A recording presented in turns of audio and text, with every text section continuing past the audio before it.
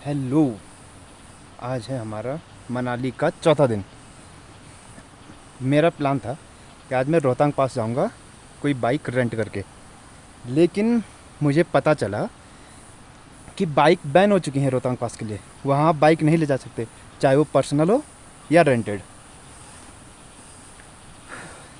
तो इस बात से मुझे काफ़ी दुख हुआ और मेरा मूड लगभग पूरा ख़राब हो ही चुका था। तो मैंने डिसाइड किया कि मैं आसपास ही पैदल घूम लूँ। लेकिन मनाली और ओल्ड मनाली मैं कल घूम चुका था। मॉल रोड घूम चुका था, हिडिंबा टेम्पल घूम चुका था।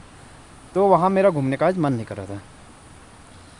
तो मैं ऐसे ही घूमते फिरते एक हिडिंबा से लगभग 3 किलोमीटर ऊपर एक गांव है, नकोस नसोगी नसोगी गांव है। उधर की तरफ चलाया। फिर वहाँ से मैंने ऊपर देखा कि रास्ता जा रहा है जंगल की तरफ। तो मैं जंगल की तरफ बढ़ लिया। अभी मैं फ़िलहाल नसोगी गांव से लगभग 5 से 6 किलोमीटर ऊपर हूँ। काफ़ी ऊपर आ चुका हूँ। रास्ता जहाँ तक रास्ता जा रहा है रास्ते के साथ चले जा रहा हूँ। देखते हैं कितनी दूर तक जाते हैं। फिर थोड़ी देर बाद फिर वापस नीचे चलेंगे।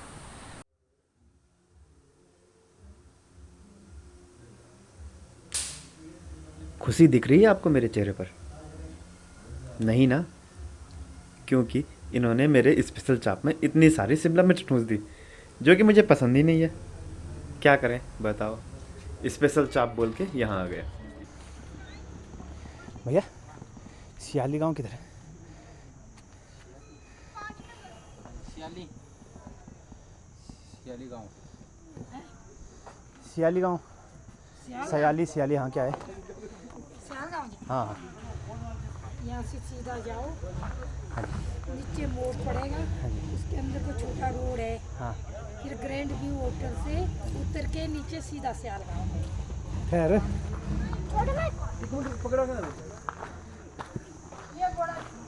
नमस्ते। मैं हूं अमिताभ डबराल और आपका स्वागत है मनाली ट्रिप के एक और वीडियो में। जैसा कि आपने वीडियो के शुरू में ही सुना कि मुझे ओरिजिनली रोहतांग पास जाना था और मैं पूरी प्लानिंग रोहतांग पास की करके चला था कमरे से। लेकिन जब बाइक रेंट करने गया तो वही कि रोहतांग पास में तो बाइक बैन है। क्या किया जाए? जाने को तो किसी बस या कोई कैब करके भी जा सकते थे, लेकिन अब मन ख़राब हो गया था तो इसलिए मैंने प्लान ही कैंसिल कर दिया। इस वीडियो में मैं जितना भी घूमा हूँ, जितना भी चला हूँ, ऐसे बस रैंडम ही जा रहा था। मेरा कोई प्लान था नहीं कि कहाँ जाना है, कहाँ तक जाना है। ऐसा कुछ डिसाइडेड नहीं था। तो मैं बस चल रहा था। कुछ भी मतलब कुछ तो मिले। ऐसे ही मैं फिर सियाली महादेव होते हुए, सियाली गांव होते हुए चल पड़ा आगे।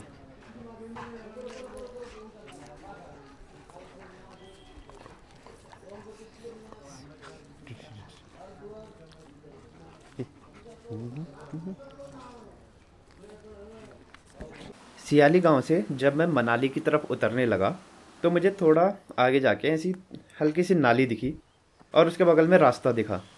तो मैंने सोचा कि टाइम तो है ही, चलो इसी रास्ते रास्ते ऊपर चला जाए, कुछ और गांव में घूमा जाए।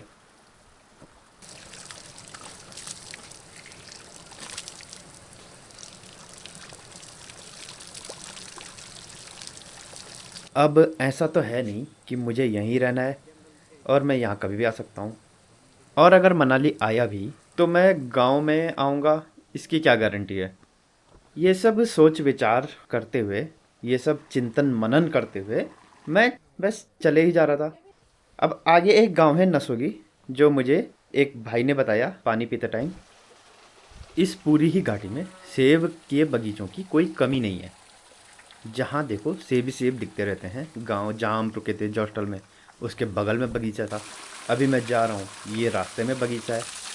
मैंने चलते चलते पेड़ से एक सेब तोड़ लिया और खा लिया। क्या ही स्वादिष्ट सेब होते हैं, मज़ा आ जाता है खाकर। अगर कोई यहाँ का आदमी देख रहा है इस वीडियो को, भाई मैंने सिर्फ एक ही सेब चुराया, उससे ज़्यादा नहीं चुराया। कुल्लू घाटी में लगभग 48 के आसपास देवी देवता हैं। तो उन्हीं में से एक हैं श्री शंख नारायण, जो कि नसोगी के ईष्ट देव हैं। इनकी भी डोली यात्रा जाती है। मुझे शंख नारायण के बारे में बहुत ज़्यादा जानकारी तो मिली नहीं, मैंने इंटरनेट पर भी देखा, लेकिन इतना पता चला है मुझे कि वैशाख के महीने में नसोगी गांव में इनका वार्षिक उत्सव होता है, जिसमें देवी हिडिंबा भी हिस्सा लेती हैं। इनका संबंध घटोत्कच और पराशर ऋषि से है। पराशर ऋषि जो कि वेद व्यास के पिता थे।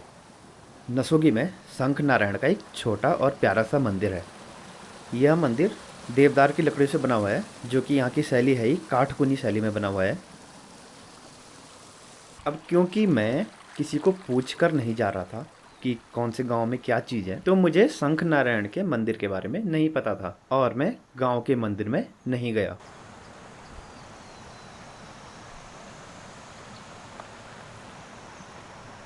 ये जो पौधा है इसे किनगोड़ा बोलते हैं, हमारे इधर किलमोड़ा भी बोलते हैं, इसको दारू हल्दी भी बोलते हैं, इंग्लिश में शायद से बेरबेरीज बोलते हैं। इसकी फलियां भी खा सकते हैं, इसके पत्ते भी खा सकते हैं। कहते हैं कि आँखों के लिए काफ़ी फायदेमंद होता है। यह एक औषधीय पौधा है। इसकी फूल हो गए, पत्ते हो गए, फलियां हो गई, तना हो गया, जड़ हो गई, सारी ही दवाइयों के रूप में काम आते हैं। और इससे जो तेल बनता है वो लगभग 600 से 700 रुपये लीटर बिकता है। कम से कम 100 बीमारियों में तो ये यूज होता ही होगा। डायबिटीज़ के इलाज में इसका सबसे ज़्यादा उपयोग होता है। रास्ते को देखकर तो यही लग रहा था अभी तक कि यहाँ लोग सिर्फ पेड़ वगैरह काटने या लकड़ियाँ वगैरह काटने ही आते होंगे, क्योंकि इधर घास भी ज़्यादा दिख नहीं रही थी और रास्ता भी ऐसा बहुत अच्छा नहीं था। घास से मेरा मतलब जानवरों के चारे से है।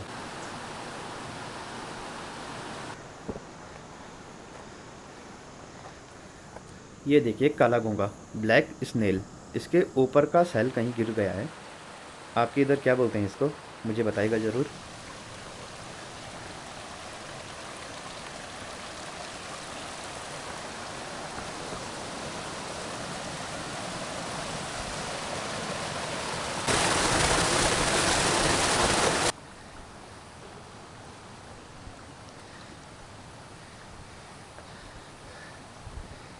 यहाँ पर एक देवदार का पेड़ गिर रखा है जिसको लोग काट चुके हैं, लेकिन ये पेड़ गिरने के कारण यहाँ पर रास्ता टूट गया है। खैर, उससे मुझे कोई दिक्कत हुई नहीं और मैं अपनी यात्रा जारी रखते हुए चढ़ने लगा ऊपर।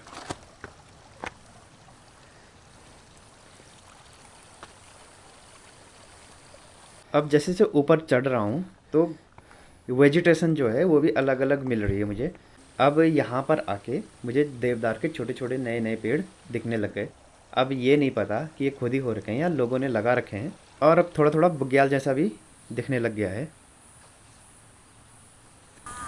वैसे मुझे लगता नहीं कि इधर कोई आता है। यहाँ के सिर्फ जो आसपास के गांव के लोग होंगे या मनाली के लोग होंगे वही आते होंगे, जैसे यहाँ पेड़ वगैरह काटने हैं, कुछ देवदार के लकड़ियाँ वगैरह लेने के लिए वही आते होंगे। क्योंकि यहाँ कुछ ऐसा लग नहीं रहा रास्ता की या कोई चलता फिरता है लगातार। बहुत ही कम यहाँ आवाजाही है। आप जैसे कि देख सकते हैं यहाँ कितनी आवाज़ें आ रही हैं, पानी की आवाज़, चिड़ियाओं की आवाज़, कीड़ों की आवाज़, बहुत ही सुंदर। उधर है वशिष्ठ विलेज जिधर हम रुके हुए हैं और उसी के पास है जोगनी फॉल। देखते हैं थोड़ा ऊपर जाके और कुछ व्यू मिले। और इससे थोड़ा ऊपर चलने पर मुझे कुछ स्ट्रक्चर बने हुए मिले। अब यहाँ तार बाड़ भी हो रखी है, गेट भी लग रखा है, यहाँ पर पानी का भी बना रखा है और एक यहाँ पर छोटा सा कमरा टाइप का भी बना हुआ है। इधर देवदार की लकड़ियाँ भी स्टॉक करके रखी गई हैं। है क्या चीज़ यहाँ पर? पता चला कि यहाँ पर तो एक छोटा सा मंदिर है।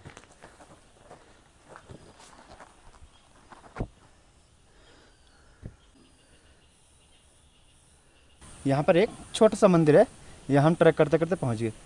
मुझे कोई आइडिया नहीं था यहाँ पर कुछ ऐसा होगा, लेकिन चलो आगे चल के तो कुछ ना कुछ मिल गया हमको। इस मंदिर का नाम है शंख नारायण मंदिर।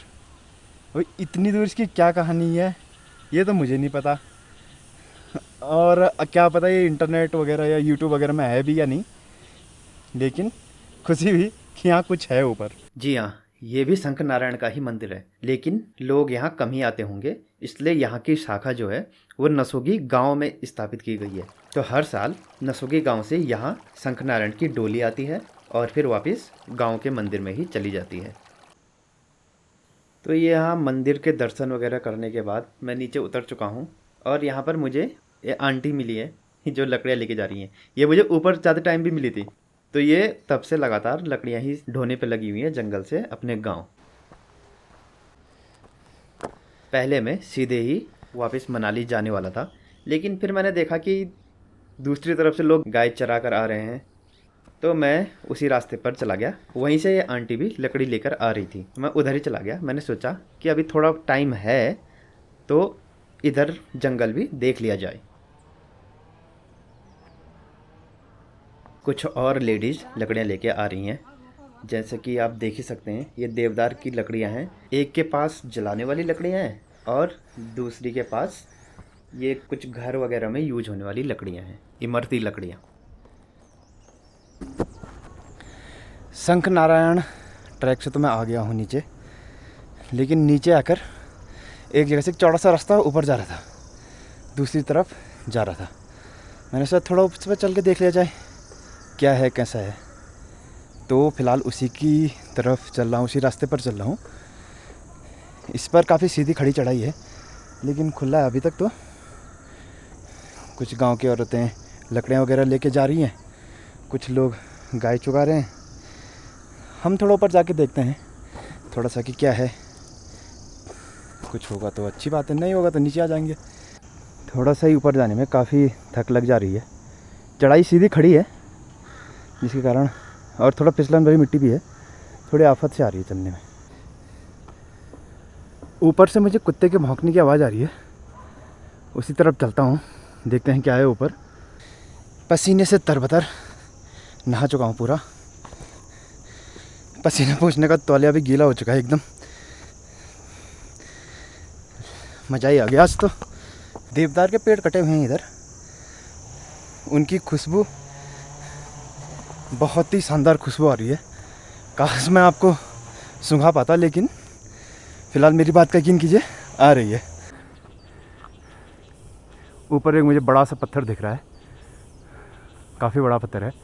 चलिए उसके नज़दीक चलते हैं, देखते हैं कैसा है वहाँ से व्यू। हेलो हेलो, ओहो, इतनी ऊपर क्या कर रहे हो तुम लोग? अरे यहाँ पर तो लोगों के बर्तन वगैरह भी, कपड़े वपड़े रखे हुए हैं। लगता है यहाँ पर कैंप वगैरह लगाते हैं लोग।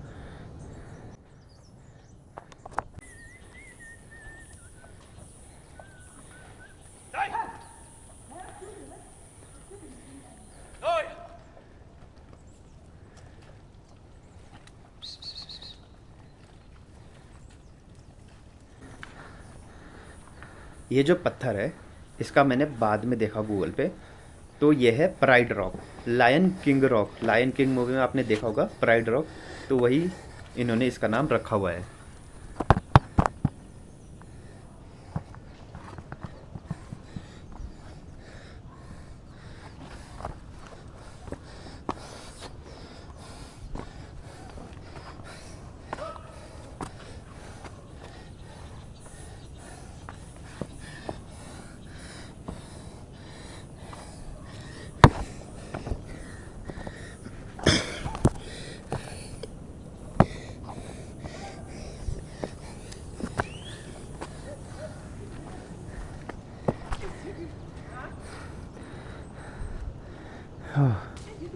तो हम चढ़ चुके हैं इस पत्थर के ऊपर। नज़ारा देखना है आपको पक्का, ये देखो।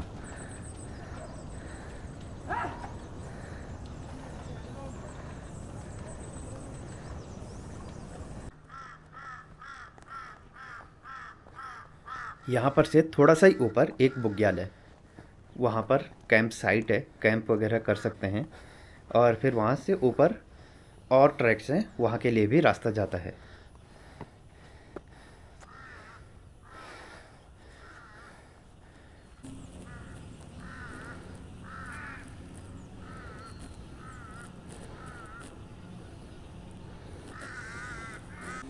अभी दो लड़के ऊपर से नीचे आ रहे थे, तो उन्होंने मुझे बताया कि ऊपर कैंप साइट है लगभग 5 किलोमीटर दूर, जिसका नाम है खानपरी टिब्बा। तो अभी मेरा तो वहाँ जाके कोई फ़ायदा है नहीं, क्योंकि मैं वहाँ जाऊँगा तो लेट हो जाएगा। वहाँ ऊपर कहीं होगा, पता नहीं ऊपर कौन सी दिशा में है, ये भी नहीं मुझे पता।